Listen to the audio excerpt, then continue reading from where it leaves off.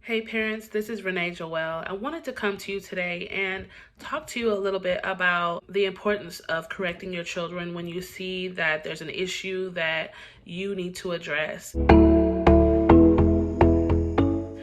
The reason why it's so important for us to not withhold correction from our children is because they need our instruction, they need our guidance in their lives, and they're actually depending on us to come through for them as far as stepping into that role and owning that role that we have as their parents to lead and guide them in their lives, right?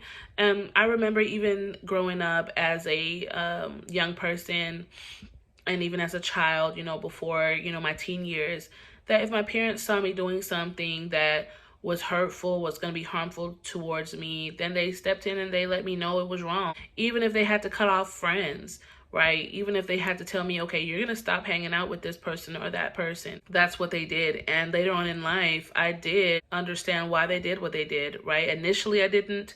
Initially, I was angry. Sometimes I used to feel like I hated, my mom, because she would normally be the one that would say, hey, you're not going to hang out with that person anymore. You're not going to go here anymore, or come and find me, hanging out and doing something I wasn't supposed to do. But I needed my mom, right? I needed my father to interject. I needed my parents to be able to say, no, you're not going to continue doing this or doing that, right? I needed them to put their foot down and say what they would tolerate, what they would not tolerate. So that's why it's so important for us to not withhold correction from our children and not withhold setting up boundaries, right? Because we need to teach our children. It's our responsibility. And so we don't want to give them so much freedom, right? That they just do whatever they want to do, go wherever they want to go, right? We want to make sure that we're teaching our children how to be responsible. We want to make sure that we're looking out for our children and we are confidently leading our household, right? Because they need that. They need that direction. They're expecting us to step up into that role. And even if they don't know that they need it, they need it. They need the guidance. They need the correction.